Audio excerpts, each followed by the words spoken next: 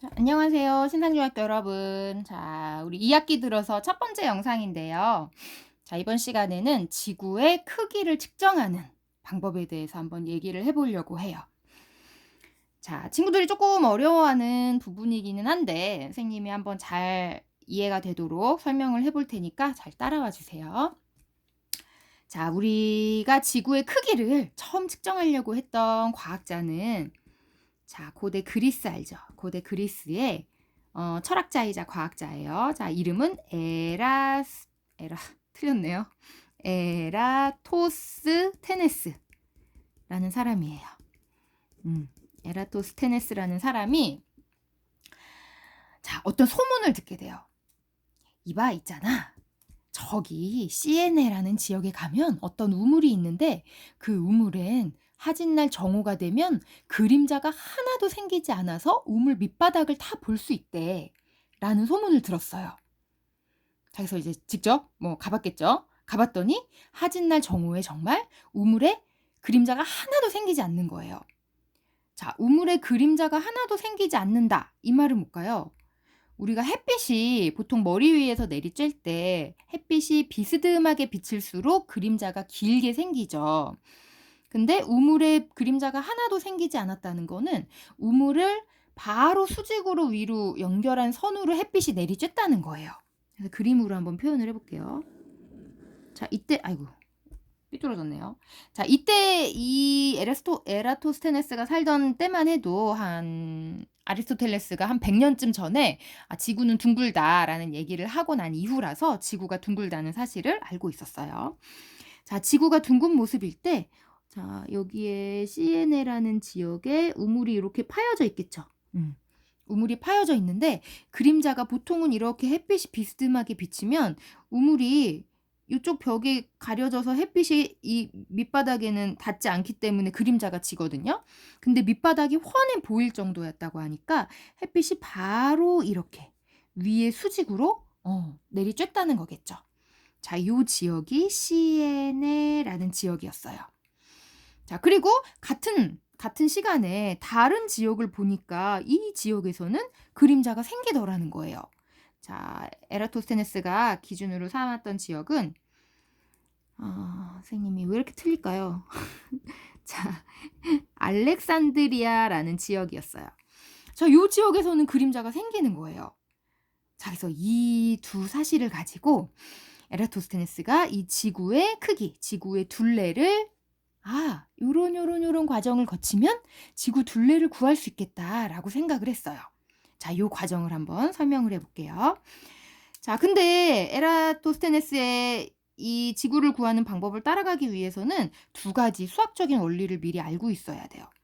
자, 미리 필요한 수학 원리 첫 번째. 자, 원에서 중심을 지나는 부채꼴이 있죠. 부채꼴이 만약에 한 이렇게 두 개 있다고 해볼게요.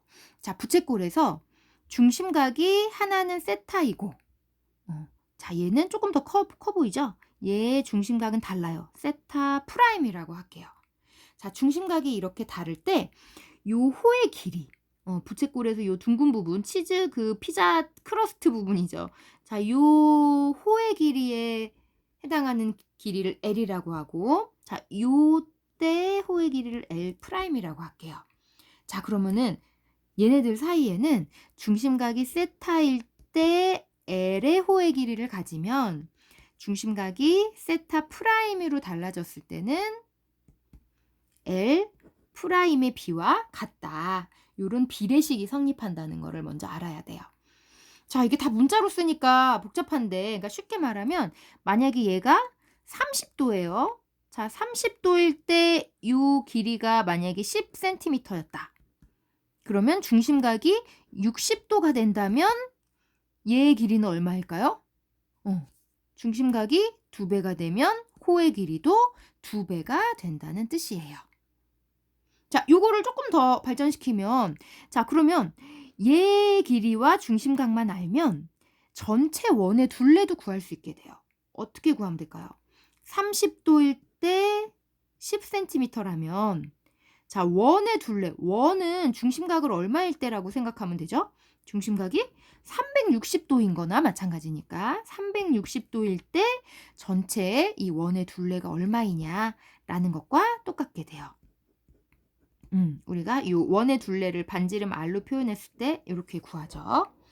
자, 먼저 이 원리를 한 가지 알고 있어야 되고, 자, 두 번째는 뭐냐면, 자, 우리가 이렇게 평행한 두 선분이 있을 때, 자, 이 사이를 비스듬하게 지나가는 다른 직선이 있어요.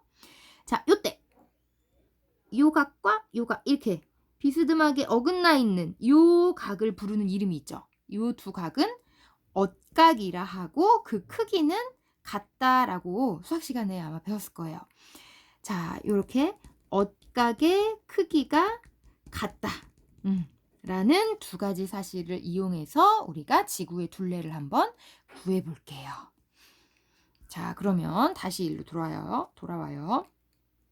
자, CN의 지역에서는 햇빛이 요렇게 수직으로 바로 곧장 들어왔어요. 근데 알렉산드리아 지역에서는 봤더니 여기에 이렇게 막대기를 세워놨더니 얘는 그림자가 지더라는 거예요. 자, 여기가 이렇게 햇빛이 들어오는데 여기서는 수직으로 들어오질 않으니까 그림자가 이렇게 햇빛이 가리는 부분만큼 여기에 그림자가 생기는 거예요. 이런 식으로. 자, 그러면 선생님이 요 수직으로 서 있는 막대를 연장해 볼게요. 연장한 것과 CN에 수직으로 파여져 있는 요 우물을 연장한 선이 원의 중심에서 만나겠죠. 자, 이렇게 한번 그림을 그려볼게요. 자, 그러면 우리 요 첫 번째 수학 원리에서 자, 요 중심각과 요 길이를 안다면 전체 360도일 때 이 원의 지구 둘레를 알 수 있게 돼요.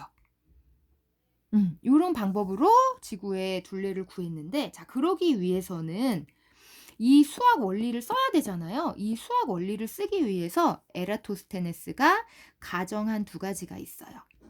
자, 첫 번째 가정은, 자, 이게 원에서 이게 세타일 때 중심각과 호의 길이 b는 같다. 두 부채꼴에서 요거를 쓰기 위해서는 얘가 원이어야 돼요. 그럼 지구는 입체 도형이니까 구잖아요. 그러니까 어느 곳 하나 찌그러지지 않고 지구는 완전한 구형이다 라는 가정을 한 가지 해야 돼요. 그래야 요 식을 쓸 수 있거든요. 자, 그 다음 두 번째. 자, 요렇게 햇빛이 들어왔잖아요. 그러면 요 중심각을 구하기가 아주 어려워요. 이걸 뭐 또 이 땅을 파서 구할 거 어떻게 할 거예요? 그러니까 얘를 구하지 못하는 대신에, 자, 햇빛이 요렇게 들어오고 요 막대가 서 있을 때 요 각과 그리고 요 각. 자, 여기서 본 이 각하고 위치가 똑같죠? 두 각이 억각으로 서로 같은 거예요. 근데 이거를 억각으로 서로 같다고 하기 위해서는 이 두 직선이 평행해야 되죠. 자, 그러니까 두 번째 조건으로 햇빛은 평행하게 들어온다. 이 가정을 또 해야 돼요. 그래야 억각이 크게 같다는 이 수학적 원리를 사용할 수 있거든요. 자, 이렇게 두 가지 가정을 하고, 자, 다시 한번 그럼 따라가 봅시다. 자, 햇빛이 CN의 지방에서는 수직으로 들어오고, 자, 얘랑 평행한 방향으로 들어오는 햇빛이 알렉산드리아에서는 그림자를 만들더래요. 자, 그래서 요 각도를 잰 거예요. 요 막대 끝에다가 실을 매달고 걔를 그림자 끝에까지 딱 연결을 한 다음에 요 사이를 각도기로 잴 수 있겠죠. 그래서 얘를 재봤더니 7.2도가 나오더래요. 7.2도. 자, 그리고 알렉산드리아에서부터 CN에까지 거리를 쭉 잰 거예요. 그때 당시에는 이렇게 먼 거리를 재는 수단이 없어서 뭐 말을 타고 달려서 이 거리를 쟀다고도 하더라고요. 자, 이 거리를 쟀더니 얘가 925km였대요. 자, 그럼 한번 비례식을 세워볼게요. 자, 중심각이 7.2도일 때 얘가 7.2도라는 건 여기가 7.2도라는 거랑 똑같으니까 7.2도일 때 자, 이 호의 길이가 925km였는데 자, 그렇다면 전체일 때 중심각이 전체 360도일 때에는 전체 호의 길이 원의 둘레가 되겠죠. 자, 요 원의 둘레 2파이 r의 크기와 같다 라고 놓을 수 있겠죠. 자, 이 중에서 우리가 구해야 되는 건 바로 요거예요. 지구의 둘레. 자, 그럼 지구의 둘레를 구하기 위해서는 비례식의 내항과 외항의 곱이 같잖아요. 자, 그럼 925 곱하기 360은 7.2 곱하기 2파이 r이라고 할 수 있겠죠. 자, 그래서 여기 2파이 r을 구하면 7.2로 양변을 나누면 되겠죠. 이 항에서 나누면 계산한 값이 약 한 46,000km 정도 나온대요. 실제로 요즘에는 이제 우리가 직접 잴 수 있잖아요. 실제로 재본 지구의 둘레는 실제 값은 4만 km 정도 돼요. 지구의 반지름은 6,400km 정도 되고요. 그러면 그 옛날에 정말 이 막 말로 달려서 이 거리를 재가지고 지구의 크기를 구한 거에 비하면 굉장히 정확하게 쟀다고 볼 수 있겠죠. 자, 그런데 얘가 완전히 똑같지는 않잖아요. 어느 정도의 오차값을 갖는 이유도 우리가 한번 생각해 보면 좋을 것 같아요. 자, 요 정도의 오차가 나는 오차 이유는 자, 첫 번째. 자, 이 사람이 아까 기본 가정을 두 가지 했었죠. 지구가 완전한 구형이라는 가정을 했는데 실제로 지구가 완전한 구형이지 않고 조금 찌그러졌다면 이 두 지점을 어느 지점으로 잡느냐에 따라서 값이 달라질 수 있겠죠. 그러고 실제로도 지구는 완전한 구형이 아니에요. 자, 지구가 완전한 구형이 아니었다. 그래서 요 계산값에는 약간의 오차가 생겼고 자, 그 다음 아까 선생님 말했지만 알렉산드리아에서 시에네까지의 거리를 측정하는 것도 뭐 말을 타거나 발걸음으로 재서 알았다고 하니까 자, 두 지점 사이 거리의 측정값이